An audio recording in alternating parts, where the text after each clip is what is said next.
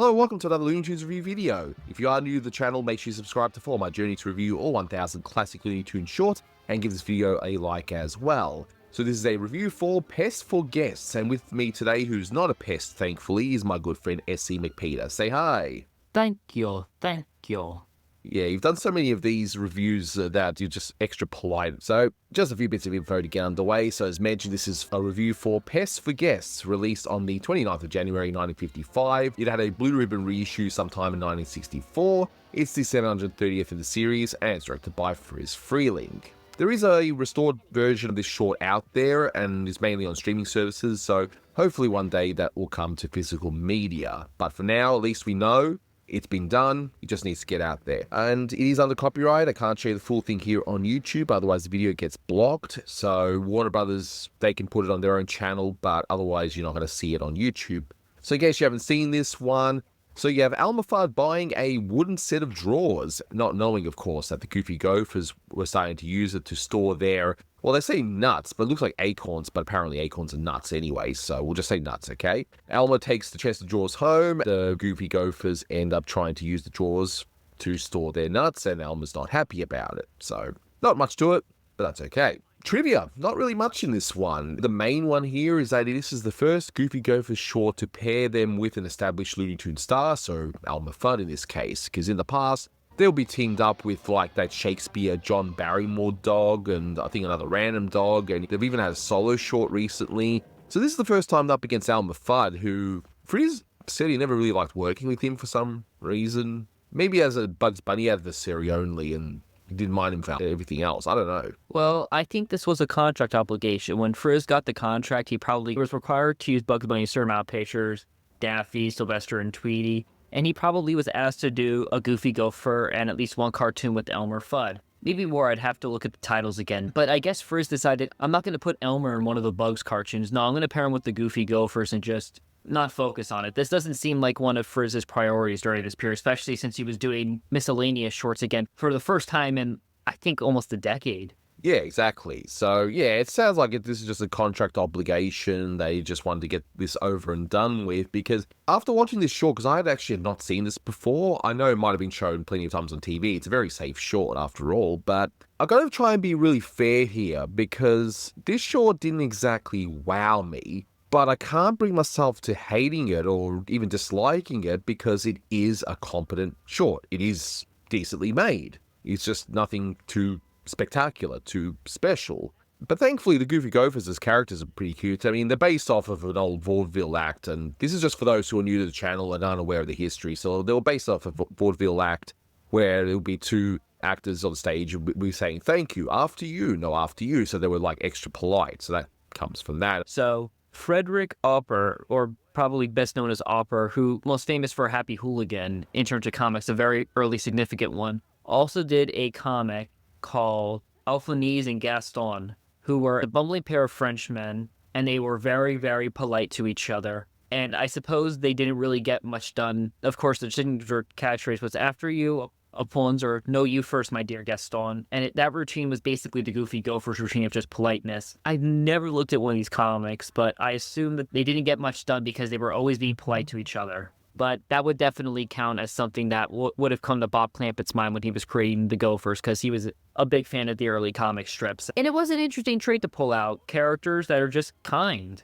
And this short is definitely full of them being kind, and one of them even praises the other one for doing a musical pun, even though it's not really pun. He's just singing. Yeah, exactly. So, in any case, let's take a look at this short from start to finish, and then we can go through what works in this short and maybe what doesn't. But overall, yeah, we're not going to bash this short just because we don't think it's particularly special or anything like that. We got to be fair to it. I mean, it's been easier to be fair since we're at least not looking at washed out copies. This is a very beautifully drawn short, and the characters are all very cute. Holly Pratt, before the shutdown, this would have been one of the last they went through. He was really doing these very cute looking cartoons.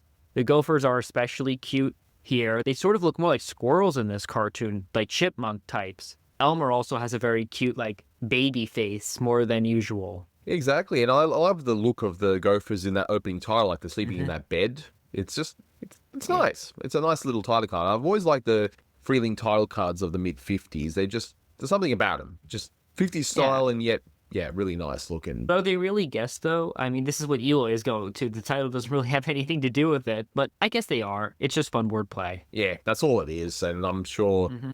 if you were to ask Freleng if he was still alive, he'll just say, of course, don't bother me, kid, probably. I don't care. We didn't think of it that much. I just assume whatever title they came up with. The first thing they came up with was probably what they did at Freleng. I know the Jones cartoons and sometimes the McKimpsons would go through more changes. But in terms of the music, so Milt Franklin does this one, and you'll notice that there's a bit of a theme running throughout this short, and that's to do with the mulberry bush. Here we go around the mulberry bush and so on. And I like the fact that we hear it all throughout the cartoon as like a theme in this one, and they even sing it later in one little quote-unquote gag, which we'll point out. Yeah, it works for the Gophers, and it's a nice soft musical score. It fits the Gophers. Yeah. It works.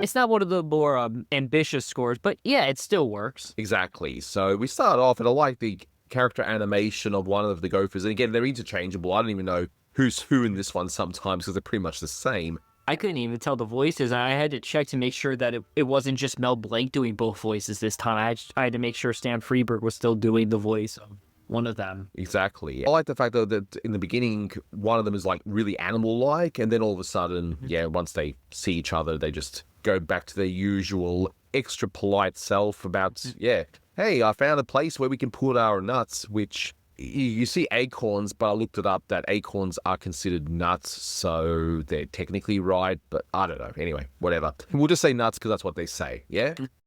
Oh, there you are. I've been looking all over for you to tell you something. Oh, do tell. Please, do tell. Well, I found the perfect place to store our nuts. Marvelous. Yes, indeed. Simply marvelous. I hope you'll like it. Oh, I will. I know I will. You have impeccable taste. So we go to, there's like an antique store, and Elmer, this is like, I guess on a day off for him or something, maybe a weekend away from the office, like he's been established in other shorts. He seems to work and some other ones, Hollywood star and whatever, but yeah, just out in the mountains, gates of peace and relaxation, picking myself up a new dwarf. Looking for test of dwarves. I just love the Arthur G. Bryan's wonderful voice in this one. I'm Willie looking for a chest with short legs and dwarves. How's this, Mr. Fudd? Why, that's exactly what I'm looking for. Shall we deliver it? No, I'll take it with me. Yeah, this is a fun little experiment. At least Elmer is in peak Fudd form in this one. You don't really feel that bad because, unlike someone like Donald Duck who's a hothead and not necessarily dopey like Elmer is, Elmer could be a suspect to the Gophers in this one and be incompetent at taking care of them. We see another character who's also voiced by Mel Blanc, the salesman. It's interesting seeing Elmer, who's 40s more or less designed character, up against a 50s design character. In any case, Elmer decides to buy this chest of drawers, and he takes it back to his home where he says that this is just what the wall needed. He could be an interior decorator. That's just what that spot needed. I should have been an interior decorator. Which, I don't know, just that delivery, But, he's not wrong. That wall, that beautiful pink patterned wall thing that he's got, definitely needed a chest of drawers. Maybe, if this acting thing doesn't work out for him, he could always be interior decorator. So yeah, Polly Pratt is the real kind of star of this cartoon. It's so pretty and all the characters are so cute that you can tolerate it. Well, a lot more than, say, a cartoon made by another studio where the character dynamics would have been less balanced and the gags wouldn't have been as memorable. And of course, they wouldn't have had the voice talent of Mel Blanc and Arthur Hugh Bryan as accessible. Sure enough, Gophers all confused, but they're like, you know what, we're going to focus on the positives. That's what I like about this, that they're still so positive, even though they're in a new location. It's like, hey, well, at least we're out of the elements. So there's a positive, Yeah, it's a foreshadow to how Speedy Gonzales was always very kind to his brothers, but also he tended to be a lot kinder to the people that were fighting against him. He didn't understand it as well as some of the others, and he felt a bit more sorry for them, or more so that he understood that everyone saw his mission, he has one as well. Exactly. So it was always nice to have some kindness. I guess this is a forerunner to that, as you would think. But you'll notice, though, that it takes 2 minutes to set all this up, and nothing is really ha-ha funny about any of this, but I don't think it has to be. It's a nice little setup, but it takes 2 whole minutes to do so. Next bit, we see that they build this little mini contraption where they get the acorns, or the nuts rather, I keep mixing them up, acorns, nuts, whatever, to go down this pipe. And Elmer hears something. He's just like, wait, what's this sound? What's this sound? He investigates and he ends up tripping on the acorns. And I love that animation of Elmer sort of slipping around on those, well, acorns, nuts, and falls down into the cellar.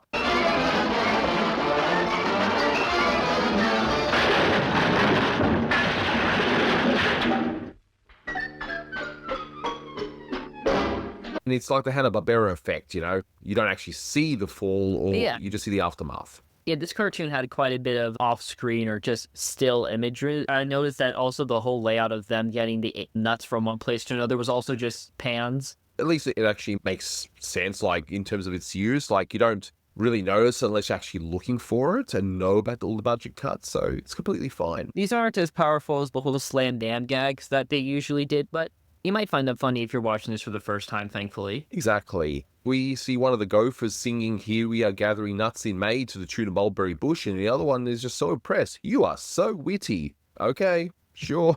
We'll have to find other places for our surplus. No time like the present. You're so right. Here we go gathering nuts in May. Oh, you're so witty. So very witty. Thank you. Don't mention it. I mean, I laughed at just how ridiculous that comment was, but yeah, it's cute. He's just being kind. Yeah, but next up, Elmer furiously chases the Gophers, and they end up going up the chimney. And I like how Elmer just pulls out a gun from that drawer, like, wouldn't you put it in the gun safe? But then again, we all know Elmer's just full of fireworks, explosives, and all this sort of stuff all over his house. Is a real gun nut. I like how he just randomly gets a stick of dynamite again. He's got all that stuff ready to go, ties it to a balloon, and floats it up to him. My, he isn't really nice at all, is he? Indeed not. Not at all. I think he means to do us bodily harm. You pests haven't escaped me yet. Anytime those two little nutcrackers think they can outspot Elmer Fudd, they got another fink coming. The two Gophers end up discussing who's going to pop that balloon, and I've got to say, once the actual dynamite falls down and blows up in Elmer's face, I just love Elmer's expression in that one shot. Would this fulfill your requirement? Are you sure you won't need it? No, you're quite welcome to it. Well, thank you very much. Don't mention it.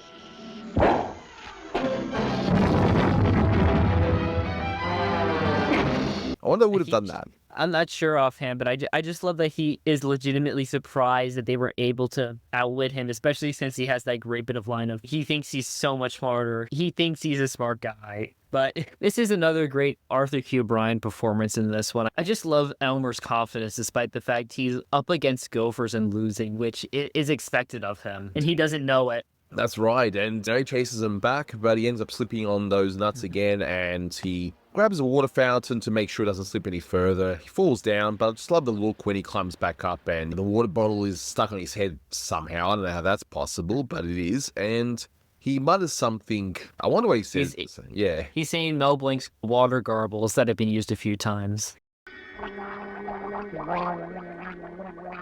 We're almost finished with the short, so he ends up setting like a box trap of some sort for the Gophers, and the Gophers are like, oh, we can't imagine anyone using a trap so primitive, but yet they walk right into it. And then another still gag, you just hear all the noises. Yes, and that's what I'm pointing out, that, yeah, you can hear a lot of stuff off screen, but I love Elmer's first the initial confident look when he sits on the crate. He's like, yes, I've outsmarted Gophers, like it's a real big accomplishment for him.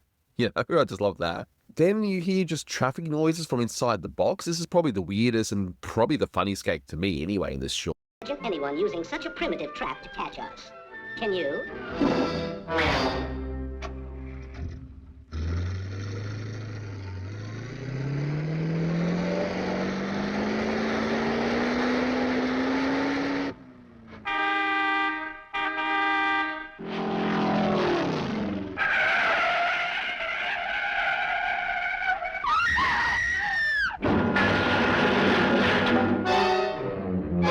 Yeah, this was Trey Brown putting life in this cartoon, thankfully. Yeah. I enjoyed it.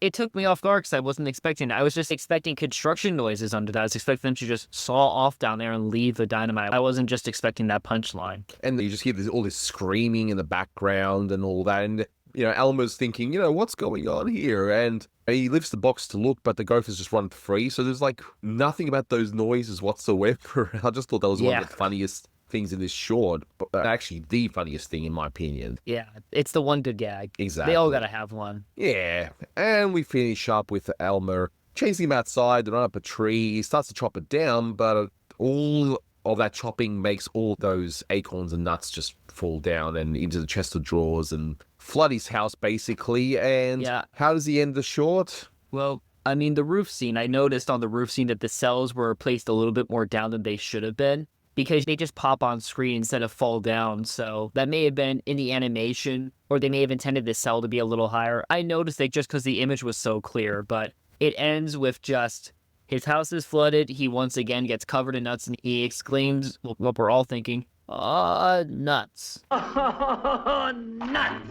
Yep, and we end right there. I noticed that the chimney layout was a little strange when it's upwards. It makes the dynamite look almost smaller than it should have been. And maybe I'm expecting this TNT just to be a little bigger, but I guess he has smaller firecrackers just laying around to use for such a predicament. Yeah, it just happens to be lying around just like that. In any case, look, again, I have to be really fair to this one because it is competently made. Gave me a few chuckles. I'm smiling all throughout the short. This is a director who knows what he's doing and is doing it so well that this would have been one of those little afterthought shorts where it's more just to fill a quota so you can focus on maybe some of the more ambitious ones, like Pizzicato Pussycat, for example. That's a little bit more ambitious than this one. Yeah, and that one was nominated for the Academy Award, so you know that they thought highly of it. But in the production schedule, his previous cartoon was The Great Bugs and Thugs, and right afterwards, he made Lumberjerks. So I guess he was just doing his Goofy Gophers just to get him out, because after that one, he did Pizzicato Pussycat. So clearly he had quite a bit on his hands. I'm sure he was focusing on the bugs and the one-off a lot more than these Gopher cartoons. Yeah. So I think, look, there's nothing wrong with this one. I'm giving it 7.5 out of 10 because it's competent, because it's a decent short. If someone had not seen a Looney Tunes short at all in the past and watched this one, they would most likely be really satisfied. Exactly. So yeah, I can't bring myself to not liking this one just because I can see the gags coming a mile away for the most part, except for that traffic one, and seen a lot of this before. But yeah, no, 7.5 out of 10 is what I'll give it. What would you rate this one? I would rate it a 7 out of 10. Yeah. It's alright. I didn't mind it. I did not mind it at all. It's not one of the ones I'd seek out, but if it comes on TV and I just happen to be watching a block, sure, I'll watch it. If it's on a disc, yeah, I'll watch it. Exactly. At least it's not a buddy short at the end of the day. That's all that matters, I think. That's like the yardstick. If it's better than a buddy short, then we're square. But that'll do it for this one. Thank you so much for watching, guys. And until next time, take care. Would you like to do the That's All, folks? No, this time around, I will say, nuts.